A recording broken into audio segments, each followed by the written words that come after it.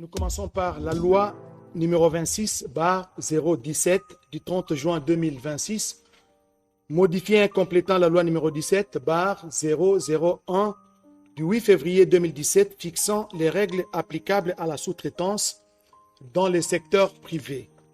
Nous allons vous épargner de la litanie d'articles, mais retenez que cette loi présente 5 articles.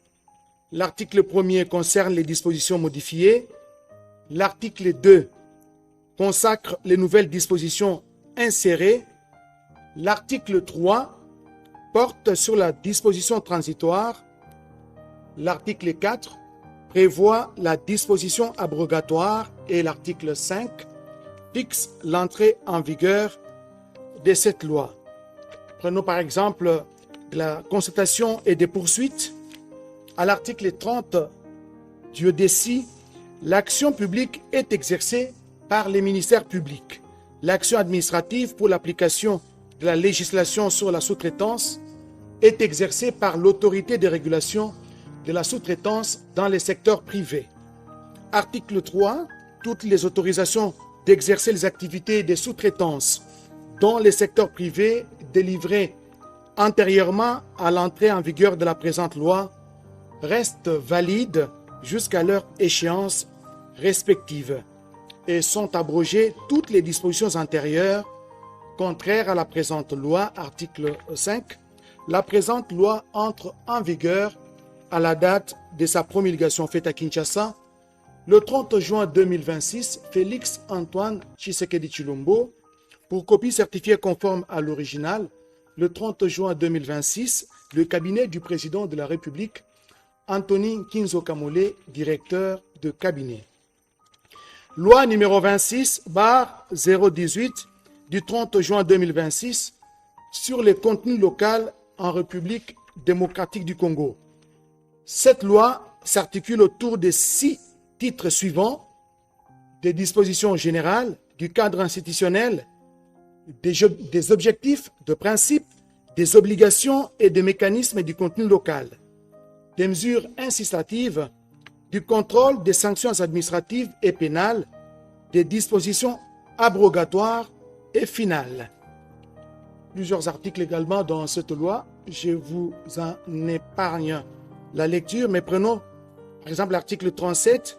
L'autorité de régulation du contenu local en République démocratique du Congo publie au premier semestre de l'année suivante l'index de ministères, des entreprises publiques ou privées et établissements publics ou sociétés d'économie mixte s'étant conformés à leurs obligations en matière de contenu local et de ceux reconnus défaillants aux fins des sanctions prévues par la législation.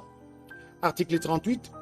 Les quotas de 51% prévus à l'article 14 s'appliquent de manière progressive pour la première année budgétaire suivant la promulgation de la présente loi. Ce quota est fixé à 25%. Il est porté à son taux plein de 51% dès la première année.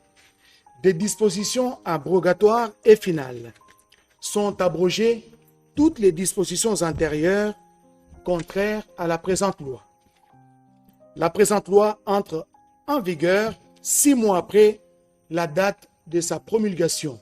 Ainsi fait à Kinshasa le 30 juin 2026, Félix Antoine Tshisekedi Tshilombo, pour copie certifiée conforme à l'original, le 30 juin 2026, le cabinet du président de la République, Anthony Kinzo Kamole, directeur de cabinet. Terminons cette lecture par l'ordonnance numéro 26/067 du 25 juin 2026 portant nomination d'un coordonnateur et d'un coordonnateur adjoint de la task force présidentielle des salubrités et d'assainissement de la ville de Kinshasa.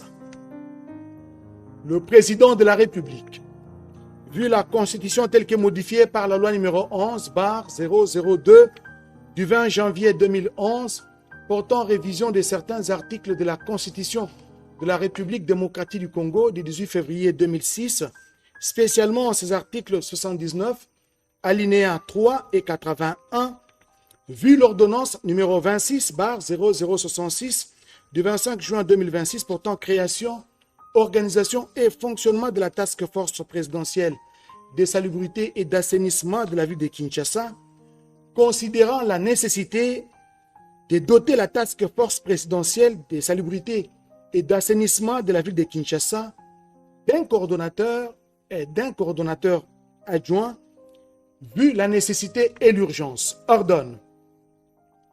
Article 1er.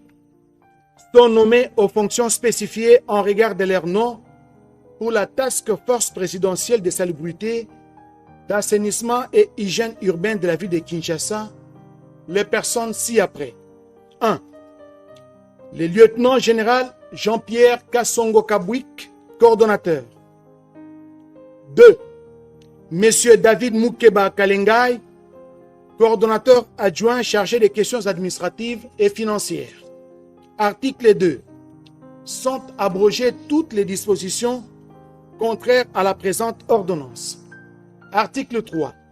Le directeur de cabinet du président de la République est chargé de l'exécution de la présente ordonnance qui entre en vigueur à la date de sa signature, faite à Kinshasa le 25 juin 2026, Félix Antoine Tshisekedi Tshilombo, pour copie certifiée conforme à l'original, le 25 juin 2026, le cabinet du président de la République, Anthony Kinzo Kamole, directeur de cabinet. Merci à tous de nous avoir suivis. Aimez et abonnez-vous massivement à notre chaîne YouTube Tribeca Media. Au revoir et à la prochaine.